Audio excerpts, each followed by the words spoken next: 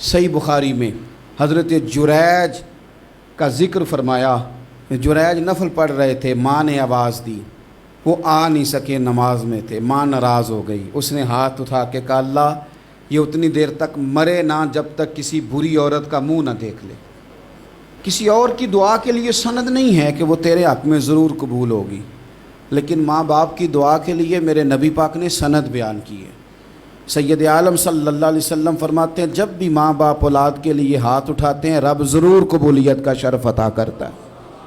تو جہاں سند موجود ہے نا، کچھ افتتاح ابا جی سے بھی کرا لینے چاہیے، کچھ کام شروع کرنے سے پہلے صرف اماں سے ہی دعا کرا لینی چاہیے. یہ والا افتتاح بھی بڑے کام کا ہے کیونکہ یہاں سند بیان کر دیا میرے نبی کریم. تو جناب جریج کی ماں ناراض ہو گئی، کہنے لگی اللہ اس نے میری بات نہیں سنی. اب تھے تو وہ نیک، لیکن رب کریم کی حکمت کا تقاضا ہے، ماں کی دعا کو بھی قبول کرنا تھا. اللہ نے آزمائش میں مبتلا کر دیا. والدہ تو چلی گئیں، وہ ایک خیمے میں، ایک کٹیا میں، ایک جھونپڑی میں عبادت کرتے تھے، اللہ کو یاد کرتے تھے، رب رب کرتے تھے، اور لوگ ان کی بڑی تعریف بھی کرتے تھے.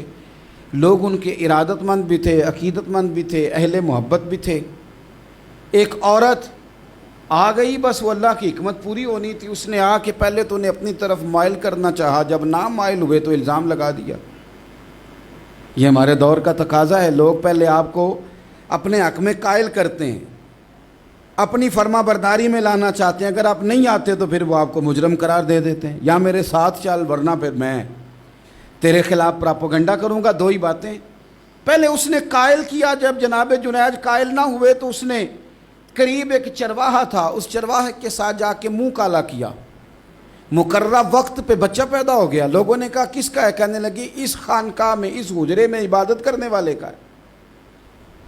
اگر کسی دیندار پر ذرا سا بھی الزام لگ جائے تو آپ یقین کریں کہ بڑے بڑے خوفناک لوگ بھی نیک ہو جاتے ہیں.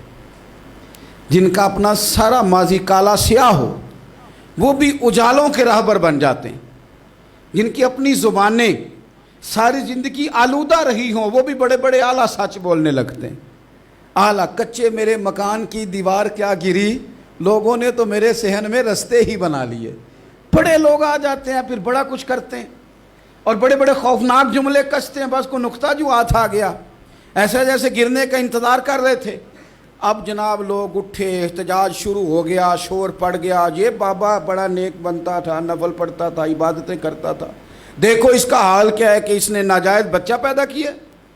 بغیر تحقیق کے میں کہہ چکا ہوں کہ الجھے الجھے بکھرے بکھرے روز و شب دیکھے گا کون. لوگ تیرا جرم دیکھیں گے، سبب دیکھے گا کون. لوگ تیرا جرم دیکھیں گے، سبب کوئی غور نہیں کرتا کہ وجہ کیا تھی. او بھائی کچھ تو مجبوریاں رہی ہوں گی، یوں ہی کوئی بے وفا نہیں ہوتا. الزام لگا دیا، شور ہوا، احتجاج ہوا، دنیا اکٹھی ہوئی. ان کا انہوں نے اجرا گرا دیا، مارا بھی، پیٹا بھی، ایک نیک آدمی کو بدنام بھی کیا، برا بھلا بھی کہا، گالیاں بھی دیں، جو کر سکتے تھے کیا.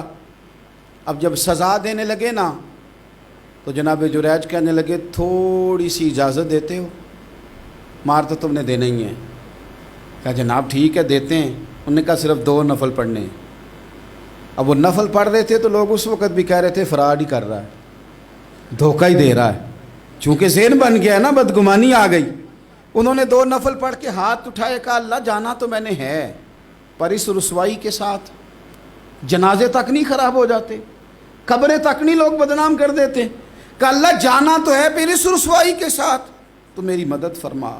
اب تو میرا کیس تیری ہی عدالت میں ہے، تو رحمت کا دروازہ کھول. ہاتھ اٹھائے، دعا مانگی، نفل پڑھے، پورے مجمع پہ نظر دوڑائی، کوئی نہیں تھا سپورٹ کرنے والا. کل تک جو کہتے تھے نا تیرے لیے جیئیں گے، تیرے لیے مریں گے، ساری عمر ہی آٹا گدہ ہے، لکھاں کیتے نہیں پیڑے. اب وقت آیا ہی تے محمد بخشا کوئی نہیں ہو بیٹھا نیڑے. ایک بندہ بھی نہیں تھا، ووٹر سپورٹر ساتھ دینے والا کوئی نہیں تھا. تو جناب جنید بچے کی طرف اشارہ کر کے کہنے لگے کوئی نہیں بول رہا، تو ہی بول کے بتا دے تیرا باپ کون ہے، تو ہی بول کے بتا دے کون ہے. اللہ اکبر. میرا رب جب چاہے تو بچے بولتے ہیں، رب چاہے تو گونگے بولتے ہیں، رب جب چاہے تو پھر پتھر بھی بولتے ہیں. جب کہا نا تو ہی بتا تو بچہ بولا، اور بول کے کہنے لگا میرا باپ جریج نہیں، میرا تو وہ ہے جو بکریاں چرانے والا ہے، وہ میرا باپ۔ جب رب کریم نے توفیق دی تو بچہ بول پڑا۔ جب رب بندوبست کرتا ہے کسی کی عزت کی حفاظت کا تو پھر کوئی اسے رسوا کر سکتا